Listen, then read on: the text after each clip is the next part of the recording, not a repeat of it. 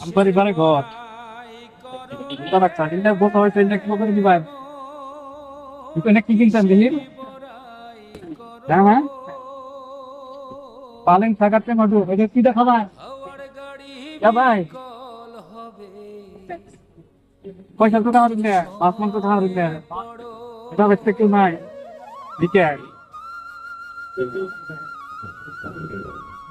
চা চিন্তা খায় কয়টা তুই জানিস কয়টা হ্যাঁ মাটি বাড়ি চা চিন্তা খায় হয় ধানের আমি একটা বড় মাছ কিনে দিতে যাই একবার তুমি না খেতে না অনেক আমি বড় মাছ কিনে দিই মাছ কাটন আমি তো অনেক বেটার মতো বেটা থাকলে তো কিনা দিত না হ্যাঁ দিত তাই না বড় মাছ কিনে দিলাম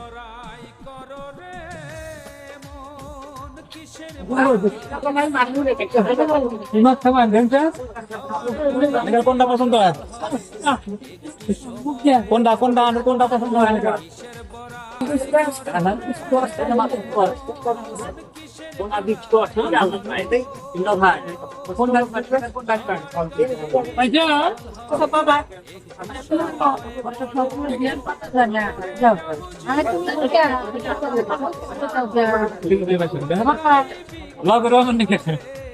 এই তোমার মাংস কিনে দিলাম আজকে এই মানুষ মাছ কিনে ঠিক আছে এই পরোটা মাপ তো ওইটা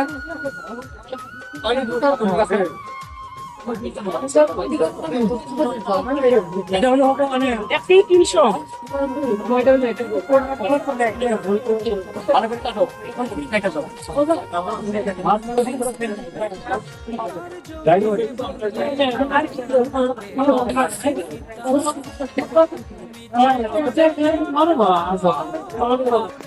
প্রিয় বন্ধুরা, এই কাকির বেটা অবস্থা কেউ নাই, খুবই অসহায়।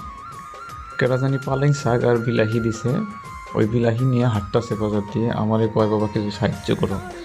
আমি বললাম যে কাকি কি সাহায্য করবো, এগুলো কি নিছেন আপনি রোজার দিন? রোজা রাখছেন? জিজ্ঞাসা করলাম কয় রোজা রাখছি। এগুলো কি নিছেন? বিলাহি আর পালেং শাক। ওইগুলাতে কি দেখাবেন? কয় বাবা এমনি খা লাগবো, মাছ মাংস কিনে নাই? কয় না, মাছ মাংস কিনবো, আমি পয়সা কোনো কম। কতদিন ধরে মাছ মাংস কিছু খাই না, মেলা দিন ধরে খাই না, পয়সাই নাই, কিনবার পারি না।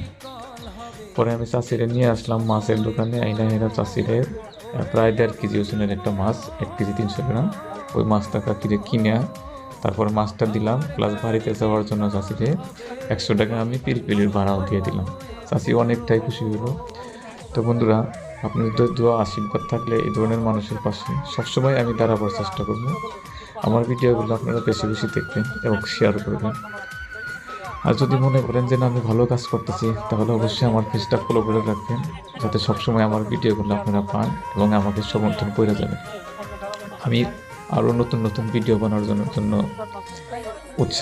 উৎসাহ পাবো অবশ্যই আপনারা যদি আমার ভিডিওগুলো দেখেন এবং শেয়ার করেন। তো আপনারাও এই সকল অসহায় মানুষের পাশে দাঁড়ানোর চেষ্টা করবেন। ধন্যবাদ বন্ধুরা।